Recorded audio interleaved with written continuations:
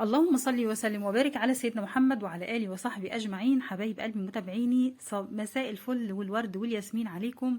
النهاردة كان عندي بقى شوية زبدة، فقلت لازم أسيحهم معاكم عشان لو في واحدة ما تعرفش مثلا إزاي تفرق بين السمنة المضروبة والسمنة السليمة، أو مش بتعرف تسيح الزبدة معاها، يبقى تعالي النهاردة في الفيديو بتاعنا ونشوف إزاي هنسيح معانا الزبدة الأصلي الجميلة الفلاحي البلدي بتاعت خير بلدنا.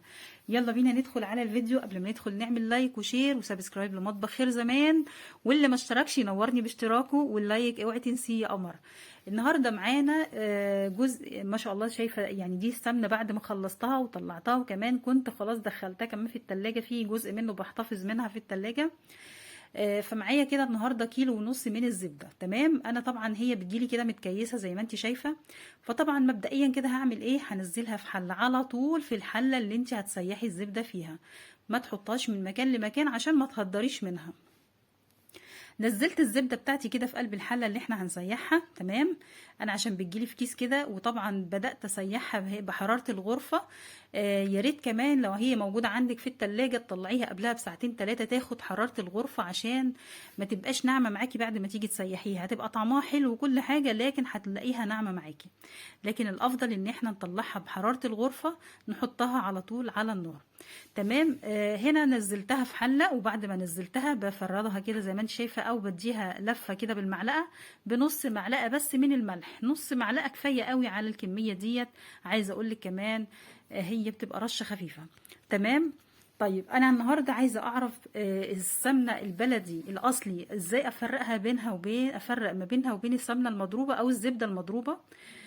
طبعا في اسباب كتير. مبدئيا الاول كده خلينا نقول لك هنعمل ايه. انا طبعا هنا بحطها على نار متوسطه لغايه ما تسيح. تمام كده.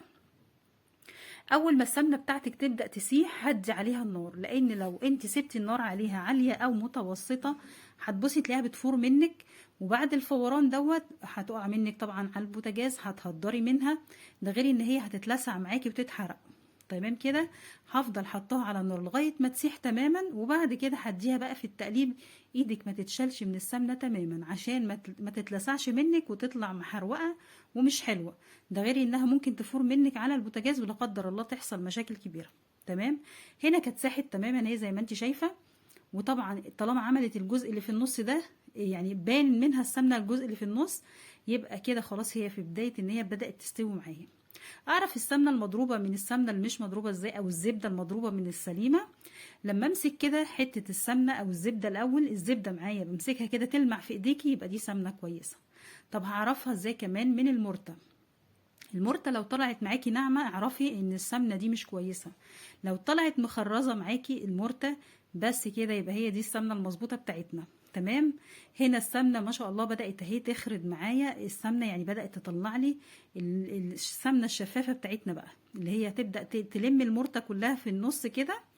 طبعا انا هنا بجري الفيديو معاكم لان طبعا وشلت منه كتير، عشان خاطر طبعا هي وقتها بيكون طويل. هنا باخد لكم اجزاء من وجودها على النار.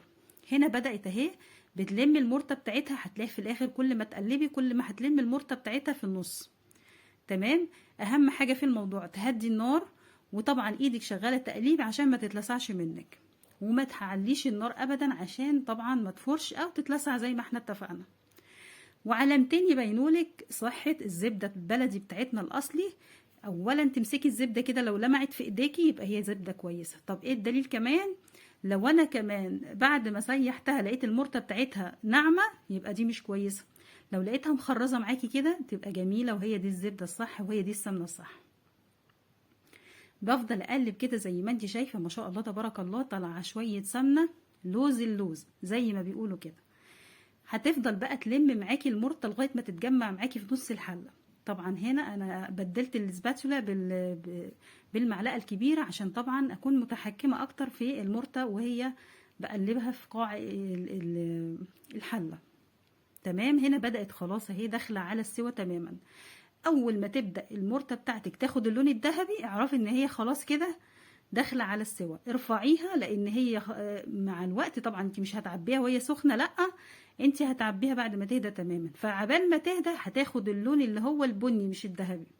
هتكمل سواها في سخونيه السمنه. المرتة هتكمل سواها في سخونية السمنة، فطلعيها يعني ارفعيها من على النار والمرتة بتاعتك لونها ذهبي مش اللون البني. لو طلعتيها باللون البني هتطلع معاكي اغمق واغمق ومش هتبقى حلوه. اهو زي ما انت شايفه كده بفضل الم المرتة، هتبصي تلاقيها بتتجمع في النص لغايه ما تديكي اللون الذهبي الحلو، وبعدها تاخد اللون البني تكمل سواها في السمنه في سخونيتها بعد ما نشيلها من على النار. ما شاء الله تبارك الله. عايزه اقول لك بقى دي السمنه الاصلي اللي مفيش بعد كده. دي جميله قوي طبعا، صحيه جدا. ما تسمعيش كلام حد يقولك ان هي مش صحيه، بالعكس طبعا السمنه البلدي من اصح الحاجات اللي ممكن تشتغلي بيها في مطبخك. عايزه اقولك من الحاجات فعلا الصحيه اللي ما فيهاش اي بقى حاجات مضره بالصحه ولا بالقلب ولا الشرايين ولا تصلب بصي صحي صحي، اللي هي الهيلزي فعلا. حاجات جميله جدا ما شاء الله تبارك الله. يعني السمنه البلدي من اروع الحاجات اللي ممكن تشتغلي بيها في مطبخك.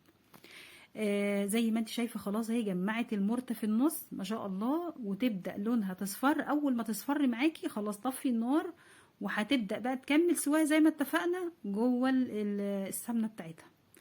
عبال ما تهدى معاكي هتلاقي لونها اللي طلع البني زي ما شفناه في الطبق كده في بدايه الفيديو. ما شاء الله تبارك الله. اتبعي الخطوات ديت، اعرفي السمنه بتاعتك قبل ما تسيحيها او قبل اي حاجه زي ما اتفقنا كده. افركيها في ايدك كده، لو لقيتيها بتلمع في ايديكي وليها ريحه حلوه، ريحه الزبده البلدي الجميله دي، خلاص دي سمنه جميله جدا. انما لو طلعت ملهاش لمعه في ايديكي كده، اعرفي ان دي مضروبه وما تاخديهاش من اصل. تمام. انا بدات بقى افورها جامد هنا، افور المرتة في السمنه كده زي ما انت شايفه عشان تاخد اللون الذهبي الاول. ما خدت اللون الذهبي بطفي على طول. هو تقريبا كده خلاص هي دخلت على السوا تماما.